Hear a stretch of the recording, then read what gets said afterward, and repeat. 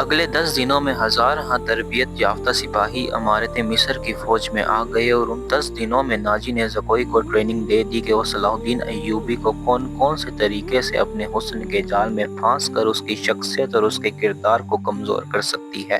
ناجی کے ہمراز دوستوں نے زکوئی کو دیکھا تو انہوں نے بلا خوف تردید کہا کہ اس لڑکی کو مصر کے فرعون دیکھ لیتے تو خدائی کے دعوے سے دستبردار ہو جاتے۔ ناجی کا جاسوسی کا اپنا نظام تھا، بہت تیز اور دلیر۔ وہ معلوم کر چکا تھا کہ علی بن سفیان صلاح الدین ایوبی کا خصوصی مشیر ہے اور عرب کا مانا ہوا سراغ رساں۔ اس نے علی کے پیچھے اپنے جاسوس چھوڑ دیے تھے اور اس نے علی کو قتل کرا دینے کا منصوبہ بھی بنا لیا تھا۔ زکوئی کو ناجی نے صلاح الدین ایوبی کو اپنے دام میں پھانسنے کے لیے تیار کیا تھا، لیکن وہ محسوس نہ کر سکا کہ مراکش کی رہنے والی یہ لڑکی اس کے اپنے اعصاب پر سوار ہو گئی ہے۔ وہ صرف شکل و صورت کی ہی دلکش نہیں تھی، اس کی باتوں میں ایسا جادو تھا کہ ناجی اسے پاس بٹھا کر اس کے ساتھ باتیں ہی کرتا رہتا تھا۔ اس نے ان دو ناچنے گانے والی لڑکیوں سے نگاہیں پھیر لی تھیں جو اس کی منظور نظر تھیں۔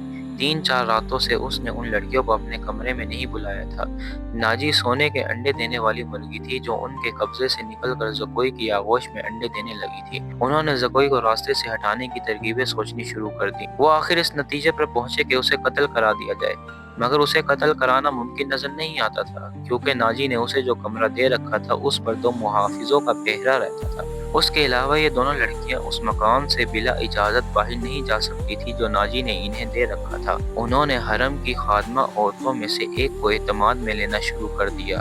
وہ اس کے ہاتھوں زکوئی کو زہر دینا چاہتا۔ علی بن سفیان نے صلاح الدین ایوبی کا محافظ دستہ بدل دیا۔ یہ سب امیر مصر کے پرانے باڈی گارڈز تھے۔ ان کی جگہ اس نے ان سپاہیوں میں سے باڈی گارڈز کا دستہ تیار کر دیا جو نئی بھرتی میں آئے تھے۔ یہ جانبازوں کا منتخب دستہ تھا جو سپاہ گیری میں بھی طاقت اور جذبے کے لحاظ سے اس کا ہر سپاہی مرد حر تھا۔ ناجی کو یہ تبدیلی بالکل پسند نہ تھی، لیکن اس نے صلاح الدین ایوبی کے سامنے اس تبدیلی کی بے حد تعریف کی اور اس کے ساتھ ہی درخواست کی کہ صلاح الدین ایوبی اس کی دعوت قبول کر لے۔ ایوبی نے اسے جواب دیا کہ وہ ایک آدھ دن میں اسے بتائے گا کہ وہ کب دعوت قبول کر سکے گا۔ اس کے جانے کے بعد صلاح الدین ایوبی نے علی بن سفیان سے مشورہ لیا کہ وہ دعوت پر کب جائے۔ علی نے اسے مشورہ دیا کہ اب وہ کسی بھی روز دعوت قبول کر لے۔